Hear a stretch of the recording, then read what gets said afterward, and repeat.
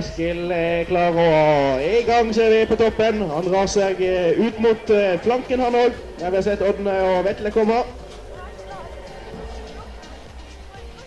Han drar seg rett ut han også.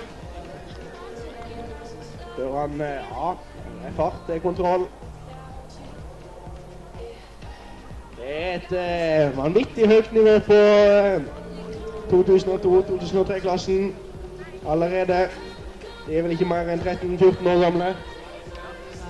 12-13-14 år. Ja, Eskil viser god kontroll nedover. Drar seg forbi puppen og ut mot streken. Han ser sånn ut, ja.